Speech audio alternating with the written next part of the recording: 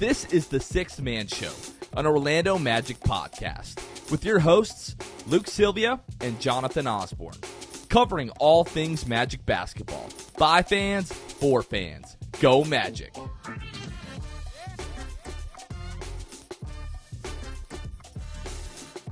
What's going on, Orlando Magic fans? You guys are back with the Sixth Man Show. Today is November 10th, 2022.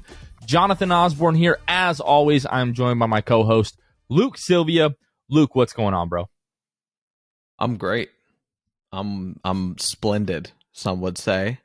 Not much on my end has changed since last time we spoke, except another Magic W.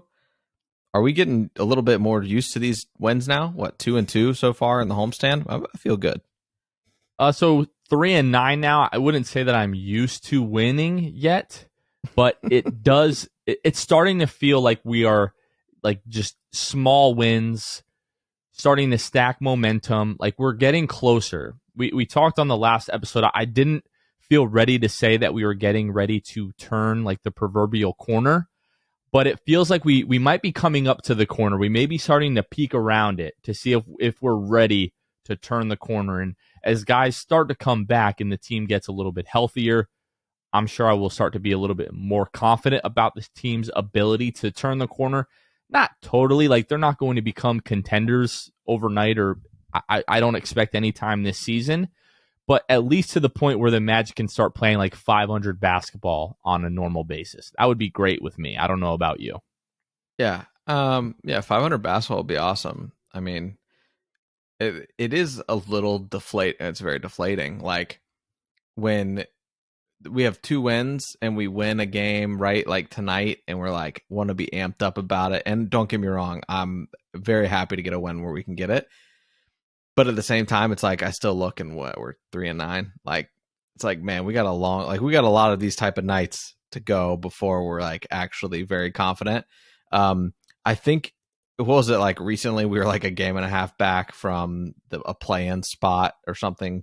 Now I think it's 2 or 2.5 games back, something like that. So you just have to continue to build on these 2.5 games back right now. Yeah, you just have to continue to build on wins, because obviously more games that get played, you keep losing. Like we benefited from, it was fun to be like, yeah, we're only 1.5 games back of the play-in, but at the same time, it's like, yes, but there wasn't many games played, and we all know that's the reason. So just got to keep stacking these wins. You got a couple winnable games coming up here at home to finish out the homestand. I'm hoping that the Magic can surprise me and build on those. Maybe get 2 wins. Could we get three in a row? I'm almost at the point where I don't want to play winnable games because we don't win those games.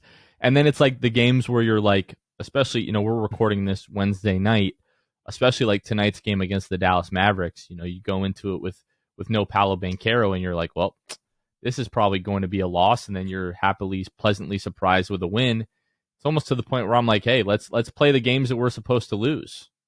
That is exactly what I was telling Lauren tonight when we were watching the game in the living room. We were down like 6 or 8 at one point, and I was like, man, this is the beautiful thing about tonight. I fully expect to lose this game without Paolo Banchero, so anything else is great. We're down 6 right now. I thought we'd be down 20 right now. So here we are, right? Like I'll take what I can get. And so for the Magic to actually win this game, we'll get into it a little more, and I'll talk about kind of my thoughts and just the emotion of the last few minutes of the game and how we were feeling at that point, being a team that hasn't been able to close it out. But we'll get to that. We'll get to that. The frustrating thing for me, and I feel like this has been the case for the better part of the last 10 seasons, really, is the Magic always have a tendency to play up to competition and play down to competition. When good marquee teams come into town, or you're playing against a team with a superstar like Luka Doncic, the Magic always seem to get like really ramped up and play really well. And then when you have teams come into town that you are favored in one of these games this week, and you should, we said, handily take care of the Houston Rockets, and then you're down at one point 17 points in the fourth quarter to the Houston Rockets, and you lose that game. It's just when is that part going to change? Because obviously the roster is completely different than it's been the last decade. You have a second year head coach, mostly young roster. It's like the culture is changing here, but when is that part about being a Magic fan going to change, where we are really competitive against great teams, but we lose to the bad teams? To me, that is so frustrating. That, and then we all know you can just pick 20 games a year where some random guy or some random role player on the other team is going to drop 20 to 25 on the Magic, and you're going to be sweating out a victory. You might even lose that game. But again, we'll talk more about the games since our last episode, the loss against the Houston Rockets, and then the big win tonight over the Dallas Mavericks. Before we get into that, Luke, something on Twitter changed today that seems to be a pretty polarizing topic. If you guys follow the boys on Twitter, you might notice we got the good old blue check mark next to the name. And I'm not ashamed to say that it is the best $8 that I have ever spent, especially on the internet, Luke. How do you feel about this? Like, for us, it's like, obviously, as a small podcast or, Twitter, profile, whatever, right, that we've gained a decent following over the years. That was one of the milestones that we had always talked about. Like, whenever we become verified, because we would put in a verification request every time we hit like the next 1,000, Twitter followers, and it just never happened for us. And now that it's happened, I'm like, this kind of takes a lot of the fun away from it. But I don't know. What are your thoughts on Twitter Blue and the verification stuff? It's whatever. Like, if you look at verification, and nobody really cares about this, but like, if you look at verification at simplest term, it is literally just verifying that you are the person that you say you are. Like, that's what verify means in this situation. And that's what Elon Musk, who now is making all these changes at Twitter, is doing. He's saying, you want to verify that it's you, then just pay $8 a month and you get that check mark, and it is officially you. So there's no questions asked. Like, this is now the 6-man show. That's the thing. It's not verifying anything. They took my $8 and we got the check instantly. There was no verification of the Apple Pay account that I use doesn't even match the email address that is on our Twitter account. So they're not verifying anything. They're just taking your $8 and saying, here's a check mark. Yeah, I think right. And the funniest part to me, Jonathan, has just been seeing people with like sub 1,000 followers that follow 4,000 people, and they're verified now. And it's just like the other one, Jonathan, Ballsack Sports. They have like what, 220 some thousand followers, but they are nowhere near like a credible, reputable. Like, they should not have a check by any stretch, and they know it. And they were just trolling all day on Twitter today, talking about like, this is the lowest point in Twitter history or something like that, knowing it's because people like them can get the check mark. So it takes a little bit away from it. We were looking obviously for that day where we would get that email or response back from Twitter saying that we've been verified, earned that check, and now it's like, you can put $8 a month. But for us, it makes sense. I'll never do it for my personal. Doesn't make sense for me. But from our show, and in terms of like we have a small business here, basically, it's very beneficial.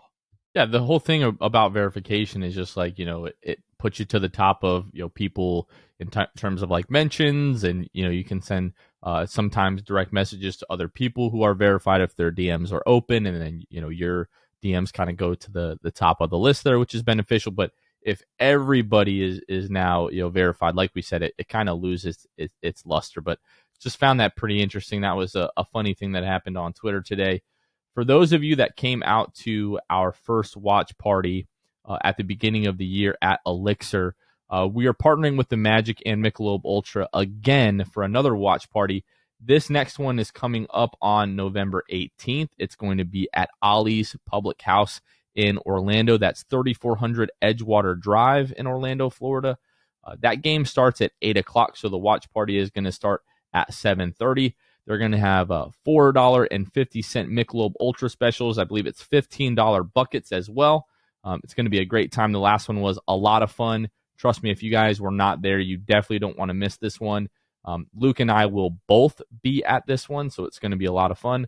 Again, that's going to be at Ollie's 3400 Edgewater Drive on November 18th, starting at 7:30. It's going to be a lot of fun. Make sure you guys come out for that. In other news, if you guys haven't heard already, we do have a Patreon channel where folks like yourself that listen to the show and want to, partner with us and be able to kind of get behind the scenes looks from time to time. We also have a monthly exclusive Zoom that we do with a lot of our patrons. We shout out all of our brand new patrons on every episode anytime that we have those. If you want to help financially support the show, you can find us at patreon.com/The Six Man Show. Again, 3 tiers of benefits there that you can choose from to help support us. Helps us do things like giveaways, upgrade equipment, get other resources for the show. Everything that we do to help bring you guys more value and to help bring you more content. This episode, we do have a brand new patron, our boy Fredo Nation, who joined to our Hall of Fame tier Patreon here. And then our buddy Drum, who's been a patron for quite a while, but he decided to go the full annual, pay for the entire year up front in our Hall of Fame tier Patreon as well. The benefit of paying for the entire year up front is that you do get a 15% discount. So if you know you're in it for the long haul with us, just go ahead, select that annual membership, save 15%, and then you're paid for the entire year. So a big thank you again to Fredo Nation and then to our boy Drum. And then every episode, we also shout out all of our Hall of Fame tier patrons. As always, we will start with Court Cousins. Shout out Armin, Carson Tulo, Jonathan Borges, Normal, Magic Player History, Julio, Bailey, Gabe Gaines, Wiffle, Michael Martin, Michael Salapong, Franz Goated Fichot, Ryan Singh, The Distract, Mo Bamba, Yo Mama, Woot Woot, Pierre A, Migzors, Dylan Holden, Mr. Mikey, Lil Penny, Drum, Danimal, Dutto15, Bobby Skinner, Nate Donley, Goaty 93, Teddy Sylvia, Breadhead, Eric Lopez, Fuchsia, Juan Giraldo, Bill Fulton, Edmund Ligon, Hosea Squealin, Destined for Greatness, Caleb Pete, Cannibalism, Time Mr. TV, Brandon Grace, Chad 3045, Joe Rothfuss, ESPN Really Sucks, Gear 95 Shred, Junior Bruce, Half Rican, and Fredo Nation. Thank you guys so much. Again, find us at patreon.com/The Six Man Show. Man, that list is getting long. And quick shout out to our boy Jay from Magic Player History, who flew all the way across the world to try to be at the game tonight against the Dallas Mavericks, but due to the inclement weather that's about to hit Orlando and the airports being shut down, he wasn't able to make the game. I think he's still traveling to Orlando, is going to be at a game here in the next few days, but man, just finally gets to come over after all of these years of being a Magic fan, and wouldn't you know it, it's a hurricane in November, which is pretty much unheard of. That kind of spoils his plans a little bit. So, Jay, we hope that you have a safe trip, you have a good time, and you get home safely, man. All right, let's talk about this game against the Houston Rockets. So, coming into this game, the Magic were 2-8. The Houston Rockets were 1-9, 2 of the worst teams in the league. But the Magic were favored actually in this game for the first time all season. And Luke, I've got to be real with you. I really expected the Magic to pull out the win in this one. Roll them in this one, to be honest, which maybe it was just being naive that the Magic are, just so much better than the Rockets. But also, like, I think sometimes I operate from the standpoint of maybe that the Magic are more healthy than they are, or that they're better just because of, like, I know the talent we have on the injury list. Like, the Magic were favored in this game, right? Favored by like 4 points or something like that, 3.5, 4 points. Just a game that you are expected to win. Vegas is even expecting you to win this game. And for a team with only 2 wins at the time, it just felt like a game that you needed to win, that you should have won. And it eventually, in the end, we know we're a long ways away from this point, hopefully not too long, but a great team beats the teams they're supposed to beat, and then, can lose the games that maybe they're not supposed to win. But this team just, every night they come on the court, it's a mystery. The game is probably going to be close at this point, but you just don't know which way it's going to swing coming down to the final quarter, or in our case, like the third quarter. Like, there's just so many different things with this Magic team that make it so hard to predict. They're so young, and that plays a huge part to it. But yeah, you thought that you would win this game, but I guess not. So now through 10 games, the Magic or through 11 games rather for the Magic, they've still played more clutch games than any other team in the league. Tonight they played against the team that has played in the second most minutes with qualifying clutch minutes in the Dallas Mavericks. But you're 2-8 in those games. So again, the only game that they did not qualify for clutch minutes, which again is 5 points or less within the last 5 minutes of the fourth quarter, was that game against the New York Knicks. So this Houston Rockets game really was no different, but it just took the Magic so long to get going in this one. The Magic really in the game for the most part throughout the first 3 quarters would get it into 3 points, 2 points. They'd be down by 1 point, and they just could not make that extra stop, get that extra possession and score it and take the lead and maybe shift the momentum in this game. It just seemed like every time they got close, Houston was just able to push them back a little bit, stay in the lead, and then the lead grows into the third quarter, and then in the fourth quarter they're kind of extending the lead a little bit. The Magic go on a big run, close of the game. I think it was a 2-point game, and then the Rockets go on a big run, and then before you know it, it's like 5 minutes left, and the Magic are down by 17. Then, to their credit, like they always do, they do a really good job of fighting all the way back. You're down 5 points with 21 seconds left, and you're just not able to you got to get lucky at the end of the game when you're in that position, when you're down multiple possessions, less than a minute to go. You've really got to get lucky to have a real chance to win that game. And to the Magic's credit, again, those last 4 or 5 minutes, they played really well, fought really hard. You saw that sense of desperation, but you want to see that, especially against an inferior opponent. You want to see that from the opening tip. We saw this in the game against the Charlotte Hornets, a week and a half ago at home, where the Magic were 0-6 going into that game and said, you know what, we just need to win tonight going away. And they had a big statement win.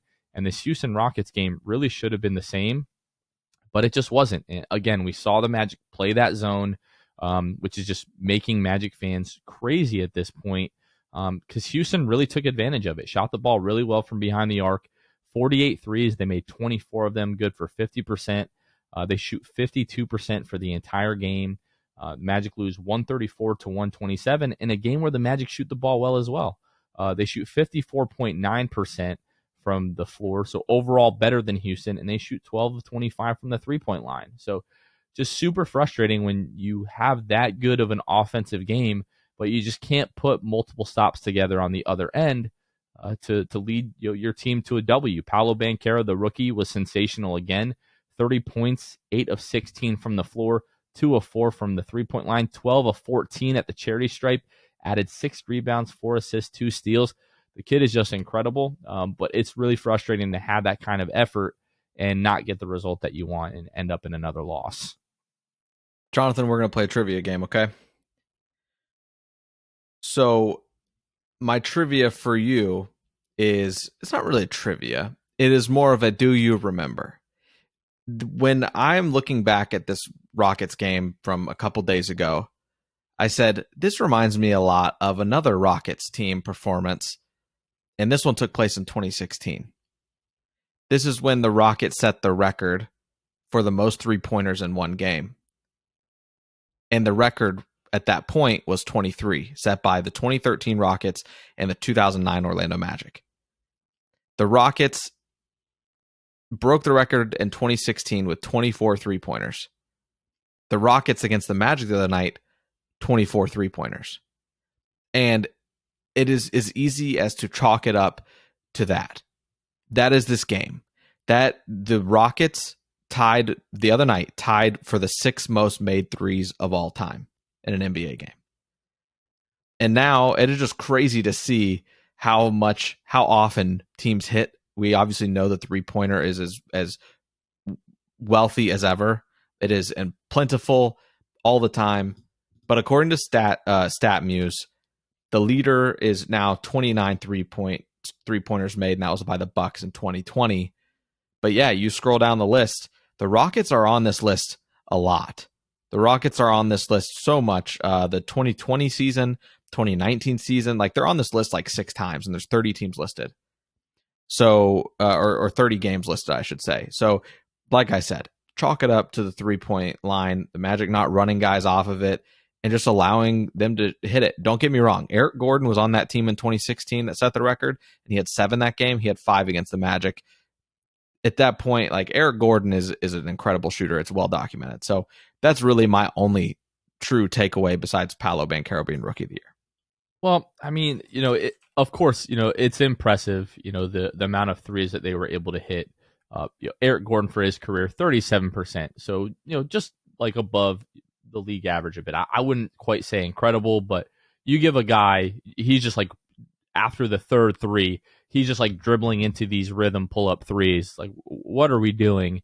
And then again, the zone was an issue, for most of this game, just like it's been anytime the Magic have gone to it. They still have this issue with being able to close out to the 3-point shooters. People have attributed to that to our kind of jumbo lineup. My response to that is, if you know that it's not working and you're not able to run it, then don't run it. Like, I understand that, guys are injured and guys are in and out of the lineup. We saw a lot of Kevon Harris in this game, not RJ Hampton, which is another conversation altogether. I think tonight was another chapter in that story with RJ playing pretty well tonight, but not getting a ton of run, which was, I'm sure it's frustrating for RJ. It's frustrating for me. But it's just like we're making decisions that are quite obviously hurting our chances to win. And that's why the motives of the Magic come into question. Are we holding guys out longer than they need to, from injuries because we want to lose games? Are we playing guys over other guys, that should be playing because we're trying to lose games? I'm not saying that's the case, but that's where these questions come from. People are searching for, information. Philip Rossman Reich talks about this all the time. If there's an information vacuum and the team is not filling it, the fans have no choice but to fill it. That's where speculation comes from. That's where these conversations come from. So when it doesn't make sense to us, like, why for the 8th, 9th game, we're running zone and getting killed in it, and where RJ Hampton has looked better than Kevon Harris for most of the season, and he's getting a DNP, coach's decision. Like, what are we doing here? Like, Kevon Harris obviously is not the answer tonight. He played, let's see how many minutes Kevon Harris played in this game. He played 15 minutes in this game. RJ Hampton, again, did not see the floor. It's like, what are we doing? It's obviously not working. Let's try something else. That's been another frustrating thing. There's been a lot of experimenting, with these lineups. But the thing about experimenting with lineups is you also have to realize when things are not working. Against the Warriors, Jamal Mosley did a great job of instantly realizing that the zone was not working. They got away from that. The last few minutes of this game, where the Magic kind of made this run to come back, yes, they were playing with better attention to detail. They were, hustling and closing out better. But they also started playing this man-to-man defense where they're switching everything. They also started trapping as well. That's kind of just a symptom of end of games when you're trying to get more possessions and get the ball out of certain guys' hands. But we know that Jamal Mosley can make these decisions in games, but the decision to stick with Kevon Harris over RJ Hampton was just really weird in this game. But yeah, you let a team shoot 50% from behind the arc when they're shooting 48 3-point attempts, you're going to lose that game 99 times out of 100. But it just sucks because this was a game on the schedule where you said the Magic need to win this game, they should win this game, and they lost that game, and they shouldn't have. Yeah. Like you said, obviously reiterating as we've been saying, RJ Hampton not getting minutes is ridiculous to me. I think honestly tonight was maybe more warranted. Caleb Houston, we'll get into this, but Caleb Houston looked great and deserved the minutes that he got, and he really stepped in that role. Now, don't get me wrong, still be an argument that you can find some minutes from RJ Hampton, but all that to say, yes, the Rockets game, very frustrating. Again, chalking it up to the fact that they shot 50% from 3. Magic shot 48%, but the difference was the Magic took and made basically half as many as the Rockets. It's a trend that we're going to probably continue to see throughout the season until the Magic are able to maybe space the floor even more. Markelle Fultz coming in, facilitating the guys that are wide open on the 3-point line. The Magic make 8 3-pointers tonight against the Mavericks. Like, it's going to be a continued theme. And it's unfortunate because in today's game, as we just talked about the history of the 3-pointer and how much has even evolved since 2016, how many times that record has been beat since then, it's something that the Magic are going to have to adjust for. No matter how big, the lineup can be, it doesn't that doesn't matter at the end of the day if, number one, you're not able to guard the 3-pointer and you're not able to shoot it. Now, you could also argue that the bigs on this team are just as good 3-point shooters as anybody else on the roster, between guys like Dell and Bol Bol and Mo Bamba. So we'll see how it continues to go, man. I hope that Mosley can scheme up a way that this team can get more open 3-pointers. But right now it's just super frustrating to see us not only give up a ton, but shoot very little. The funny thing about like a lot of the problems that the Magic have, and it's always weird to me when you're just having a conversation about the Magic, and whether it's on YouTube, like us talking about the pod and people commenting on our conversation, or if you're having a conversation with someone on Twitter and someone sees that interaction and wants to chime in with their opinion, which I always welcome, of course. But when they take it to, let's stop making excuses for this team, like talking about injuries, like it's kind of a catch-22, because to a certain extent, I do feel like there are things that the team can be doing better. We've talked about the rotations, some of the decisions to play one guy over another. We talked about Kevon Harris and RJ Hampton, right? And I know the coaching staff is very much limited by the guys that they have available. But the funny thing about a lot of the problems that we currently have, they at least should, in theory, be alleviated by guys coming back. We talk about guys getting open looks. Markelle Fultz coming back, yes, he is that good. Markelle Fultz is that good at organizing the offense, getting people in their correct spots, navigating the floor. Even without a lot of spacing, he's able to draw attention to let guys, sneak over and get an open corner three, or to make a back cut, find Franz Wagner for an open layup, things like that. Markelle is going to make a big difference in that regard. And then some of the other things that we seem to be hamstrung by right now, for example, if you're playing zone because you don't feel like Bol Bol can play man-to-man right now. And when you're playing zone, you're playing this jumbo lineup, so those guys aren't really great at closing out on corner 3-point shooters. Getting guys back like Gary Harris, like Jonathan Isaac, like Markelle Fultz, that's going to alleviate some of those issues. So it's difficult because we're just waiting and waiting and waiting and waiting. At some point, getting some reinforcements really should help this team. But in the meantime, there are still teams like the Houston Rockets that we should be beating. I think that's kind of the last point that I want to make on that. And we can talk more about this Dallas Mavericks game. So this Dallas Mavericks game at home against our Magic on Wednesday night. First of all, just really weird, because it was like, is this game going to get played with Tropical Storm or Hurricane Nicole, however that's being classified right now, that's coming in basically tomorrow morning. Dallas flew in Tuesday afternoon, I believe. So this game got moved up from 7 o'clock tip time it was supposed to be to 5:30. So that got moved up. That was really, really weird. And then we find out that Paolo Banchero, who we saw roll the ankle towards the end of Monday's game against the Houston Rockets, that he was questionable. We heard that earlier in the afternoon, and that Kevon Harris was going to be out with a left rib contusion.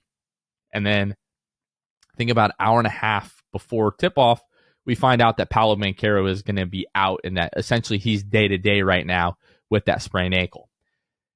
I didn't feel great about this game when we had Paolo Banchero, because we just lost to the Dallas Mavericks, a couple of weeks ago in Dallas, and then Paolo's out, and you had even texted earlier in the day, you're like, we don't have Paolo tonight. Like, we most likely don't have a chance in this game.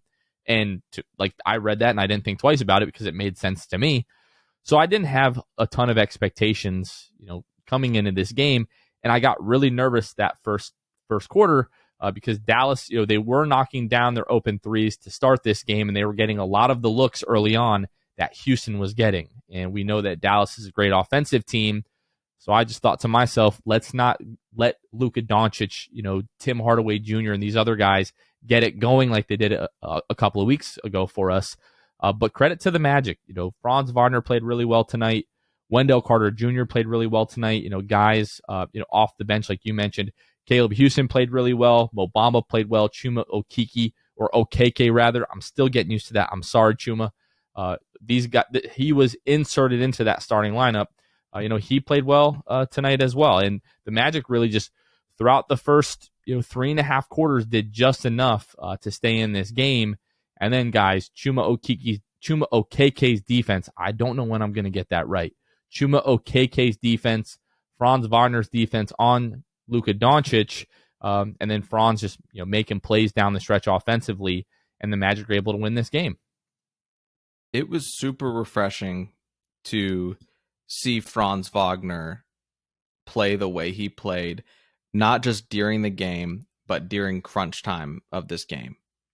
There's a game recently, and forgive me, my memory is terrible, but there was a game recently where down the stretch, Franz was very much turning the ball over, very kind of irritating, to say the least. Seeing him get handled by pressure, that sort of thing. Don't get me wrong. There were 1 or 2 occasions tonight where he gets doubled and he panics and throws the ball away. He is not able to handle the pressure. But all in all, he was spectacular in this game. I trusted him down the stretch because of plays that he was making, just play after play, knifing through the defense. Franz Wagner is one of the most skilled players in the league, I'll say it, at getting to his spot as at the last possible second, getting the shot up and going off the glass with it, or just making the shot in general from that spot. You remember it reminds me a lot of just his way to work his way around. Remember when LeBron in the playoffs, I'm not comparing Franz to LeBron, chill out. Remember when LeBron in the playoffs made the game winner in the playoffs off glass?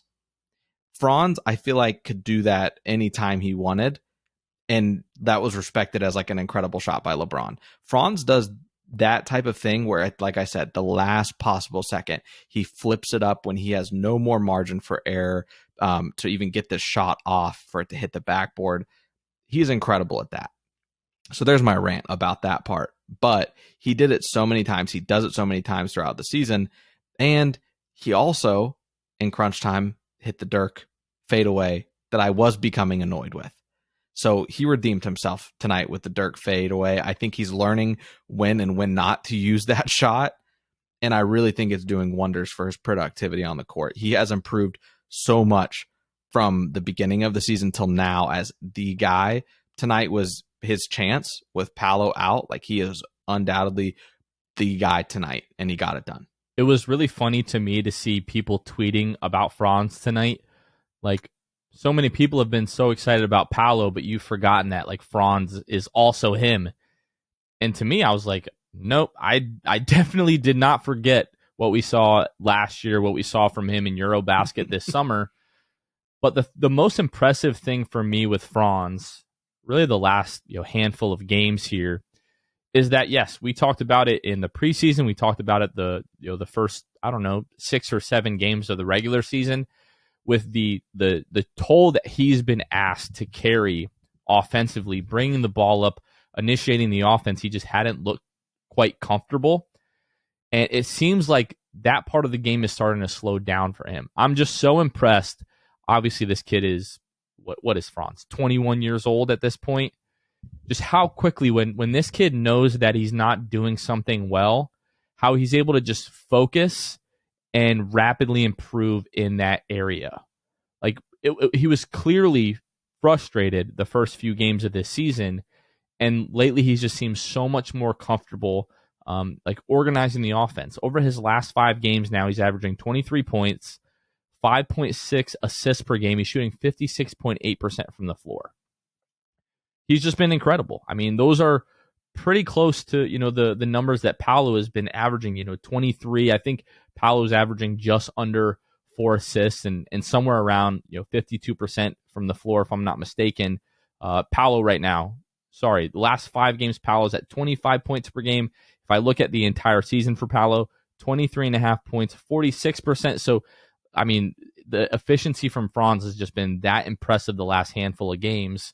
We have 2 guys who, we've talked about this. Jamal Mosley has, at times this season, refused to stagger these guys. And the answer to that question might just be, these are going to be our guys down the stretch of games. We want to get them as many reps as possible together. And tonight it was paying dividends for Franz. Like you said, he was making the plays down the stretch to help them win this game.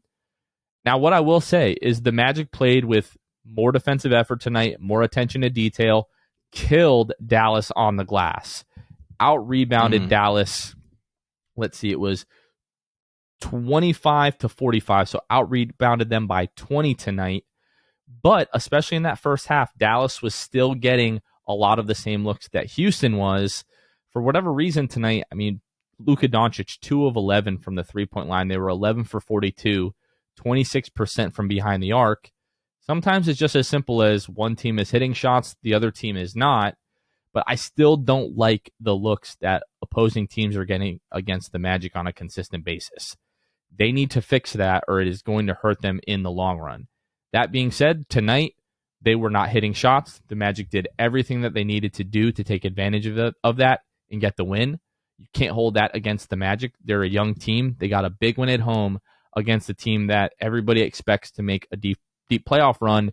And, 11, 12 games in, whatever your team is, Luka Doncic is the favorite for the MVP right now. So big win for the Magic. They're now 2-2 on this homestand. On Friday, they play the Phoenix Suns. Sunday at home, they play the Monday at home, they play the Charlotte Hornets. And then they close out this 2-week-long, 7-game homestand Wednesday against the Minnesota Timberwolves. Before this homestand started, I said maybe they have a chance to go 4-3. If they beat Phoenix on Friday, they have a real chance to go 5-2 on this homestand. And that would be massive, not only for the standings, but just for this team's confidence moving forward. Yeah, I'm not holding my breath. And granted, I was not holding my breath tonight about the game against Dallas. But the Suns right now are rolling the Timberwolves by 20. They're going to be 8-3 rolling into Amway on Friday.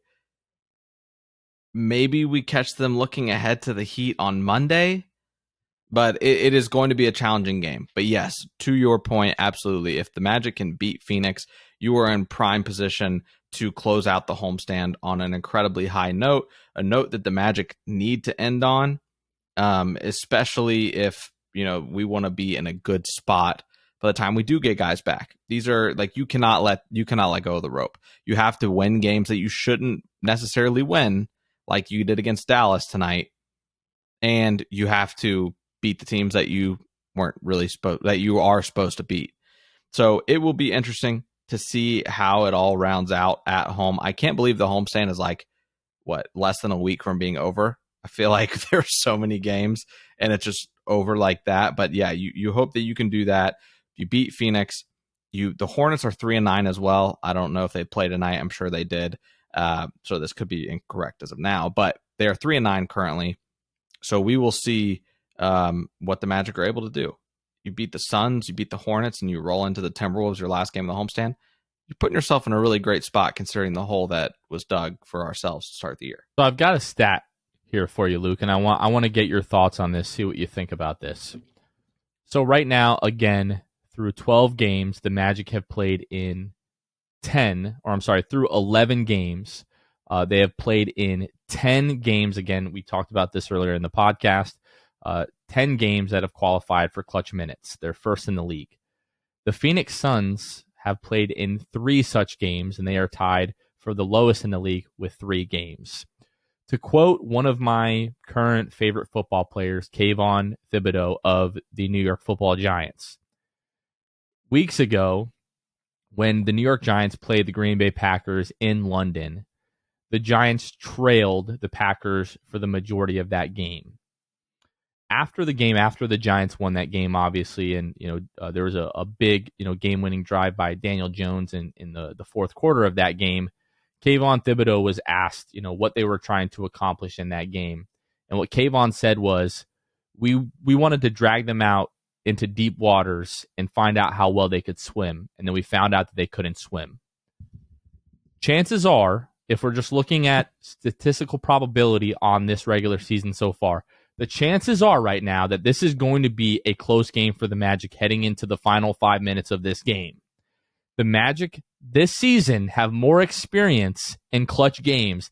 They're going to drag the Phoenix Suns into deep water and find out if the Phoenix Suns can swim. So we'll see what happens there. Not saying they're going to win, but the Magic's best chance is to make that a very ugly, gritty game. Yeah, it's beautiful. Yeah, I hope that ages well. I hope the Suns don't come in and just roll us by 30, and it's not even a game in the fourth. Oh man, wow! You managed to get the Giants in, and it was a great quote. I can't lie. We need a Kayvon Thibodeau on our team. Have you seen Admiral Schofield? I think that's as close as we're going to get to a Kayvon Thibodeau there. And then Robert Saleh, the coach of the Jets, used the same quote like a few weeks later. It clearly ripped off Kayvon Thibodeau. But anyways, it's been really exciting homestand so far. You know, beating the Golden State Warriors, beating the Dallas Mavericks. But you're just going to look back at those games against the Kings, against the Houston Rockets, and like right now, the Magic should be 4-0 on this homestand. Like the way that they've played so far, you should have beat the Houston Rockets. We've talked about that. You should have won that game against the Sacramento Kings. So this is the life of an Orlando Magic fan. You get really excited about the big wins, but then you look at the other games and you're like, we should have won those games too. So it is pretty frustrating. Luke, I know we talked about this just a little bit. You know, you alluded to the fact that Caleb Houston was really good in this Mavericks game. You know, he plays 26 minutes off the bench, 8 points, 3 of 5 from the floor, 1 of 2 from behind the arc. He hits a free throw in this game, adds 2 rebounds and an assist, but was really solid defensively. To your point, you know, Caleb Houston came in and earned every bit of those 26 minutes. But RJ Hampton, you know, gets the DNP the other night against the Houston Rockets. Tonight, plays 8 minutes. I believe all of those 8 minutes came in the first half. They did. In 8 minutes, you know, 2 points, 1 of 2 from the floor, adds 2 assists and 1 block. He had a big chase down block. RJ Hampton with the highlight blocks.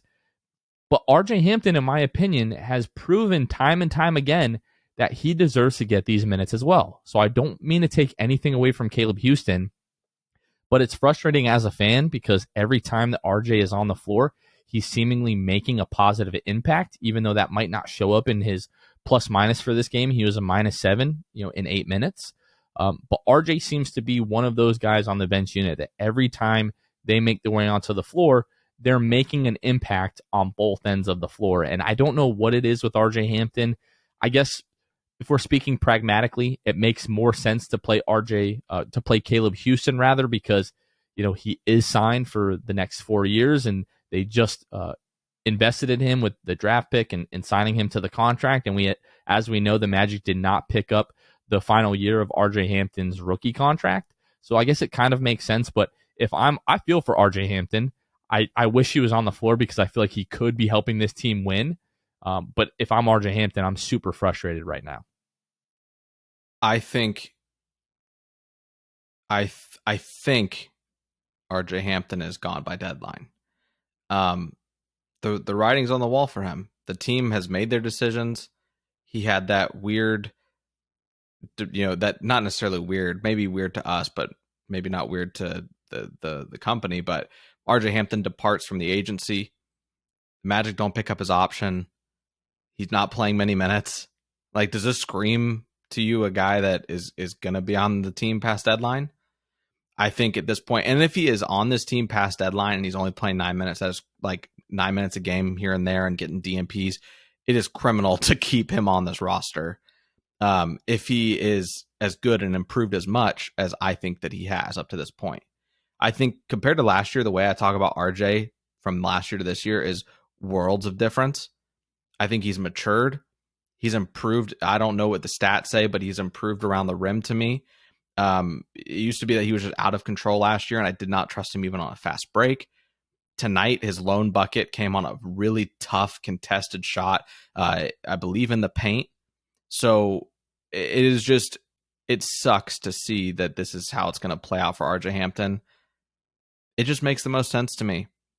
I think that if you're trying to win games, RJ Hampton's on the court, if it's not all up to contract, and if you picked up his option, if you plan on trading him, it's the business at the end of the day. And if the business doesn't want much to do with you, they don't set you up to succeed.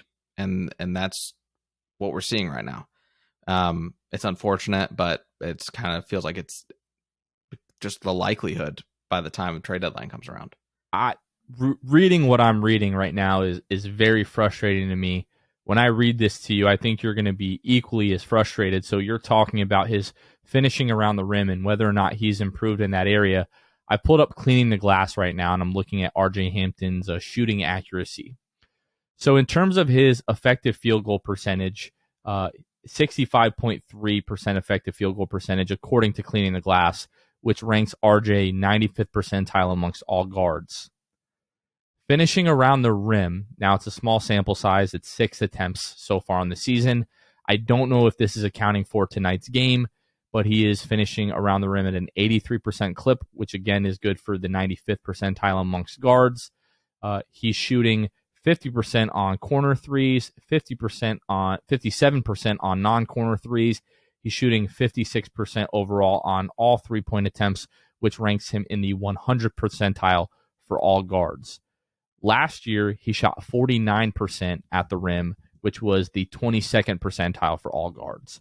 Small sample size, again, 6 attempts is not a lot to go off of, but those numbers do indicate that he has at least improved somewhat finishing around the rim. So what your eyes are telling you may very well be true, and it's just unfortunate for RJ.